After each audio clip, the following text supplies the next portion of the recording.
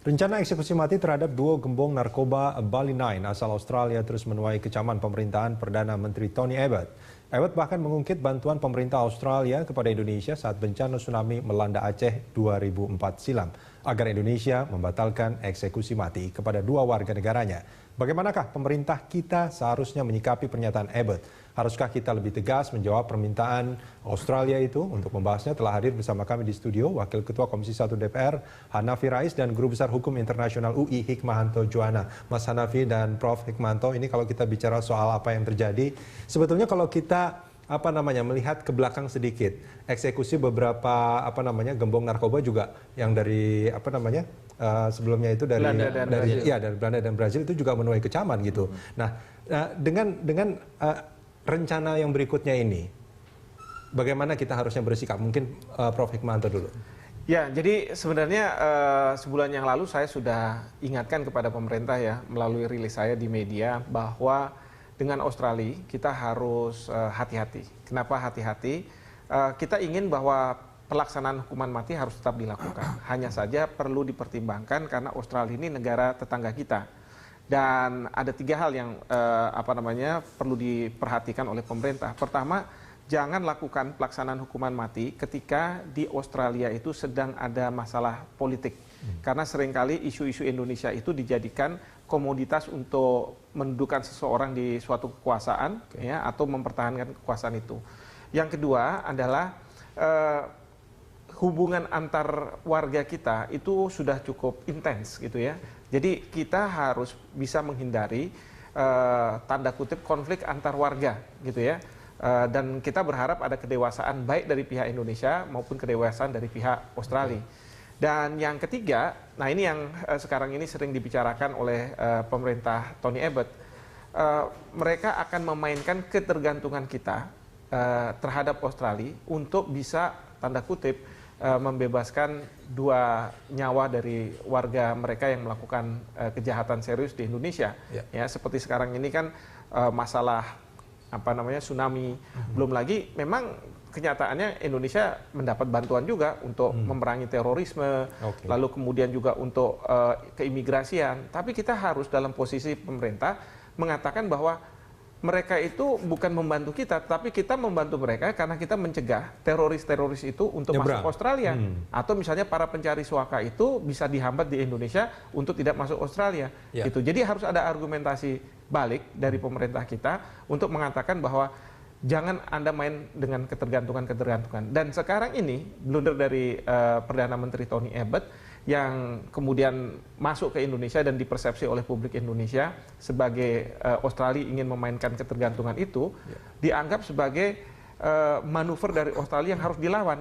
Dan dilawannya itu dengan meminta kepada pemerintah kita untuk kalau bisa sesegera mungkin dilaksanakan hukuman mati itu. Itu sebetulnya yang harusnya dilaksanakan menurut Anda? Ya, memang pemerintah kita terus terang konstituennya adalah rakyat Republik Indonesia. Maka sudah wajar kalau pemerintah itu takut sama warganya sendiri, publiknya sendiri, ketimbang takut dengan negara lain atau ancaman dari negara lain. Oke, Prof, ini kita punya kutipan pernyataan dari Perdana Menteri Australia Tony Abbott, kita simak bersama, Mas Hanafi. Ya. Mungkin bisa diberi tanggapan. Ini Tony Abbott, Perdana Menteri Australia mengatakan, jika eksekusi tersebut jadi dilaksanakan dan saya berharap hal itu tidak dilaksanakan, kita pasti akan menemukan cara untuk menunjukkan rasa tidak senang kita. Ya, ini yang pertama, menunjukkan rasa tidak senangan. Nah, Menlu kita menyatakan, meski kami mengerti posisi pemerintah Australia, harus digarisbawahi, isu ini murni isu hukum. Hukuman untuk melawan kejahatan luar biasa. Ya, bagi Indonesia, kejahatan narkotika ini sudah menjadi kejahatan yang luar biasa karena per hari itu kurang lebih ada 50 orang yang meninggal, kan artinya jumlahnya luar biasa. Dan ini ada pernyataan dari Jaksa Agung, Pak Prasetyo. Saya katakan, ya, bantuan tsunami itu kaitannya dengan humanity, kemanusiaan. Eksekusi ini ada hubungannya dengan humanity juga untuk menyelamatkan demikian banyak manusia yang menjadi korban narkotika. Jadi tentunya semua pihak harus menghargai ini. Ini pernyataannya juga agak menarik. Mas Hanafi, kalau kita simak pernyataan Tony Abbott yang tadi, apa yang terbaca pertama kali menurut Anda? Ya, sebelum ke situ, saya harus menegaskan bahwa dua pernyataan pejabat kita yang terakhir itu satu kesatuan. Jadi narkoba itu adalah ultimate crime against humanity. Jadi bukan sekedar kejahatan luar biasa, ini kejahatan puncak yang tidak hanya membunuh orang per orang manusia, tapi generasi. Sehingga ketika kita tahu ada orang sudah terkena narkoba, terpapar narkoba, maka dia akan hidup linglung, tidak punya tujuan, disorientasi dan seterusnya. Dan itu ultimate crime against humanity. Itu yang pertama. Nah, yang kedua, saya melihat pernyataan Perdana Menteri Abbott tadi itu menunjukkan karakter beliau yang hawkish. Jadi memang tipe politisi yang dari partai liberal yang memang hawkish, cenderung agresif, beda dengan tipikal politisi Australia yang biasanya duduk di partai buruh ya. Jadi kalau di Amerika biasanya dari partai Republik kalau seperti ini gitu. Nah, sehingga kemudian pernyataan Abbott itu malah akhirnya blunder dan bahkan dimoderasi atau bahkan direvisi sendiri oleh anggota partainya sendiri di parlemen karena itu terlalu kasar, kemudian satu hal yang tidak relevan dengan kasus ini, dan kemudian Menteri Luar Negerinya Bishop juga memoderasi pernyataan Abbott. Jadi saya melihat protes Australia ini sebenarnya sudah jadi barang politik, bukan lagi soal hukum. Maksudnya barang politik gimana? Jadi ini eksekusi hukuman mati di Indonesia atas 2 warga negara Australia di Indonesia ini, itu sudah jadi barang politik di Australia. Karena Abbott ini pemerintahan yang berjalan 17 bulan terakhir, itu popularitasnya menurun drastis. Ya. Bahkan polling beberapa survei itu di bawah 30%. Ya. Dan saling bersaing dengan Bishop, yang kalau ini mungkin akan terjadi bisa menggantikan Abbott di politik domestik. Anda ingin mengatakan bahwa pernyataan Tony Abbott yang sebetulnya menjadi blunder itu hanya mencoba untuk menggalang popularitas. Iya, menggalang popularitas. Iya. Jadi Prof tadi kan benar poinnya bahwa ini barang politik yang dijalankan konsumsi publik di domestik Australia. Karena terus terang memang Abbott ini performance pemerintahnya buruk. Ya. Sehingga di Partai Liberal ini sudah mulai ada rasan-rasan atau wacana untuk mengganti gitu, suksesi. Padahal belum ada 2 tahun, baru 17 bulan. Baik. Nah, sehingga ini menjadi instrumen politik domestik Australia supaya kemudian ini bisa merecover legitimasi dia gitu. Oke, Prof, ini kan pernyataannya sebetulnya ada 2 yang mungkin dianggap blunder oleh masyarakat kita. Pertama adalah agar Indonesia mengingat bantuan Australia pada saat tsunami, dan yang kedua adalah ketika kita akan menunjukkan rasa ketidaksenangan kita. Kalau eksekusi itu dilanjutkan, ada 2 hal ini yang sebetulnya berbau ancaman sebetulnya, Prof. Nah, gimana Prof melihat ini? Ya, terkait dengan dikaitkan dengan bantuan tsunami. Ini kayak bantuan nggak ikhlas ini kayaknya. Nah, kelihatannya jadi kayak begitu kan. Dan itu yang kemudian di publik kita, di persepsi memang betul kalau bantuan dari luar negeri itu pasti terselip kepentingan. Jadi tidak ada keikhlasan. Itu yang blunder karena saya yakin mungkin pada waktu itu kan bukan Perdana Menteri Abbott yang pegang kendali kekuasaan. Ada Perdana Menteri lain, pada waktu itu mungkin ikhlas.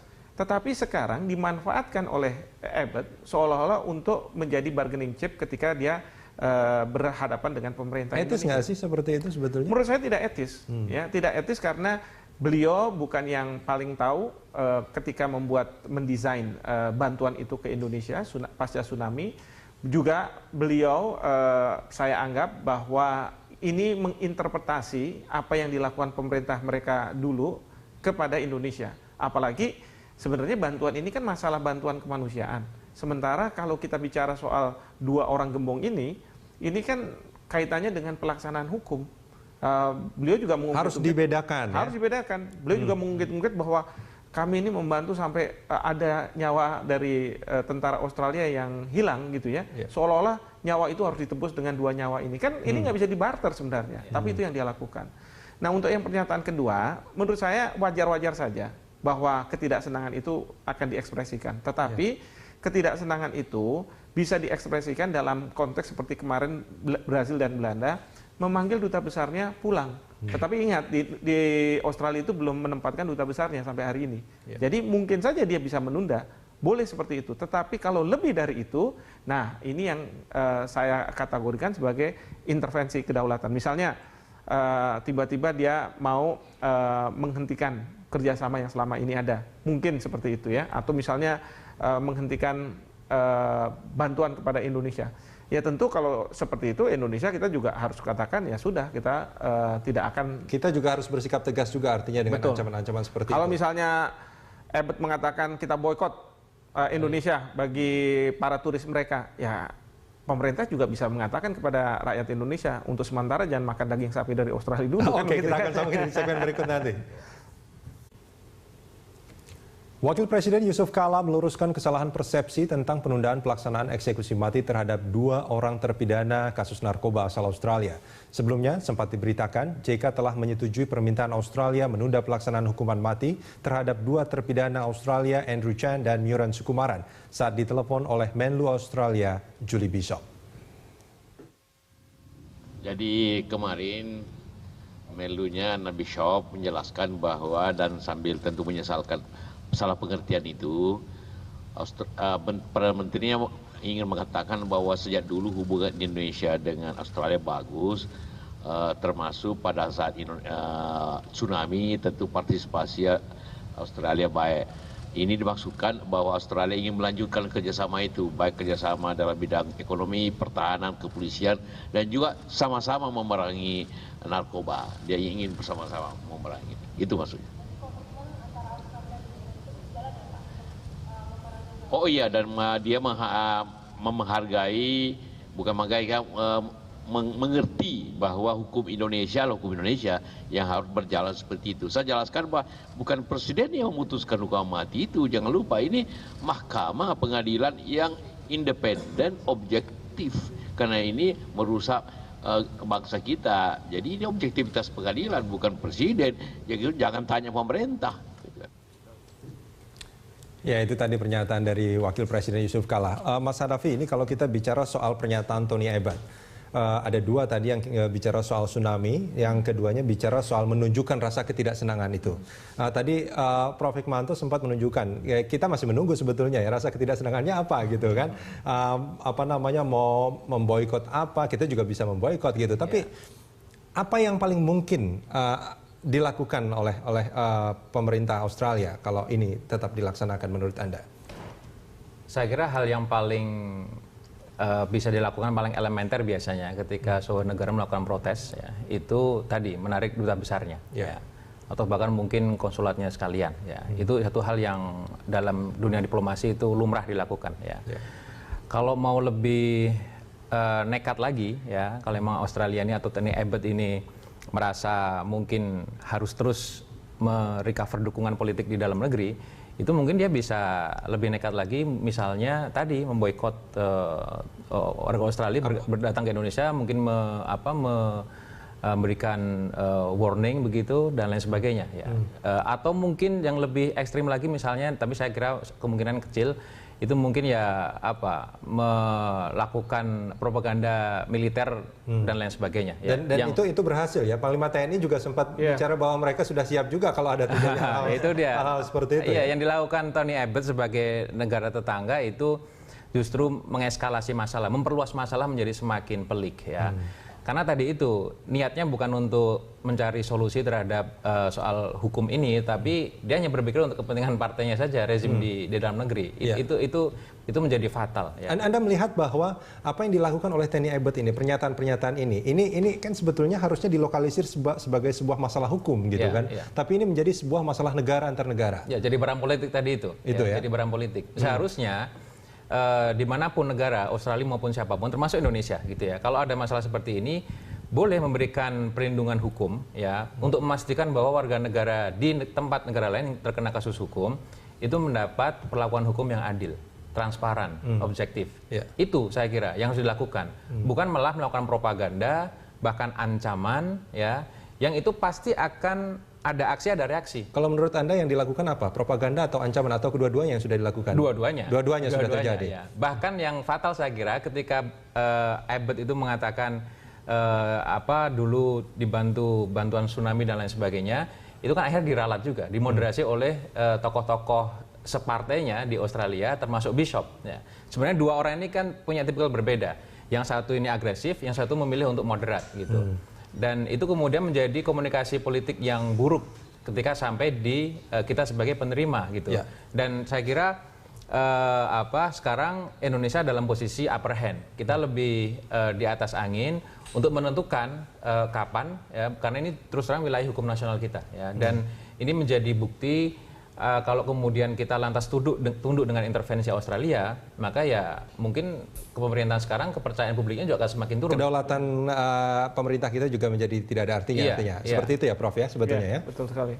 Ini aja sebenarnya kan akan ada penundaan karena masalah teknis. Yang saya dengar dari media, Kejaksaan Agung mengatakan bahwa karena jumlah yang akan dilakukan eksekusi hukuman mati ini jumlahnya kalau saya nggak salah 13, kapasitas untuk ruang isolasi itu tidak memadai di Nusa Kambangan, sehingga dibutuhkan pembangunan terhadap ruang isolasi ini. Oleh karena itu akan ada penundaan selama mungkin 2 minggu apa 3 minggu gitu ya, paling lama mungkin 1 bulan. Di persepsi masyarakat itu dianggap sebagai wah ini berarti Indonesia sudah tunduk gitu ya. Padahal ini masalah teknis saja gitu ya. Karena dalam pernyataan Presiden yang saya lansir tadi dari tadi siang itu beliau masih mengatakan bahwa kita akan tetap melakukan eksekusi mati ini.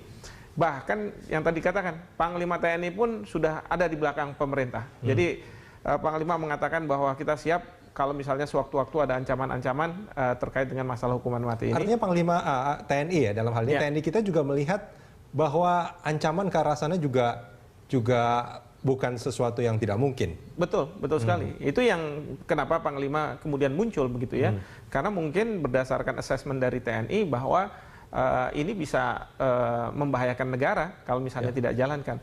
Nah disinilah pemerintah Australia itu harus berpikir ulang terkait dengan tadi yang disampaikan Mas Hanafi. Mereka kan punya memang kewajiban untuk melindungi warganya. Tetapi melindungi warganya jangan sampai kebablasan gitu ya, keterusan, sehingga apa? Sehingga bisa mengganggu kedaulatan suatu negara dan akibatnya adalah dua negara ini akan head to head gitu ya. Apapun nanti kerjasama di bidang ekonomi dan lain sebagainya, mudah-mudahan nggak di bidang militer kita head to headnya itu gara-gara apa? Gara-gara dua orang warganya yang melakukan suatu kejahatan serius di Indonesia. Jadi dalam arti kata, apakah ini sebanding? Gitu? Padahal undang-undang di negara kita itu sudah sangat jelas bagi mereka yang melakukan itu hukumannya memang bisa sampai hukuman mati. Betul. Gitu. Hukuman mati sudah kemudian diproses sampai dengan putusan yang final dan berkekuatan hukum tetap itu. Lalu kemudian sudah dipastikan bahwa tidak ada peradilan yang sesat karena bisa di PK, sudah di PK. Dan kemudian hak dari warga tersebut sudah diberikan juga untuk meminta gerasi. Tapi Presiden menolak gerasi itu. Jadi memang satu-satunya jalan sekarang adalah melaksanakan hukuman mati itu. Nah Mas Hanafi, kira-kira apa yang akan terjadi kalau misalkan eksekusi ini betul-betul dilaksanakan oleh pemerintah kita? Saya kira ada persoalan diplomatik ya. Australia ketegangan hubungan, memanasnya hubungan semakin intens antara Australia dengan Indonesia. Kalau menurut Anda hubungan Indonesia-Australia sekarang gimana sih?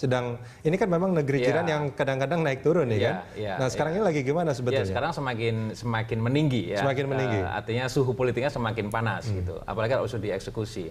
Karena begini, negara-negara tetangga kita seperti Singapura misalnya, saya ambil contoh, itu tahun 90-an juga pernah bahkan ditekan oleh Amerika sebagai the most strategic trading partner bagi Singapura. Karena waktu itu ada warga negara Amerika, Michael Fay, yang melakukan vandalisme dan dijatuhi vonis hukuman cambuk Tapi kemudian Bill Clinton mengatakan itu harus dibatalkan, harus dibebaskan, ditarik ke Amerika, melawan HAM dan lain sebagainya.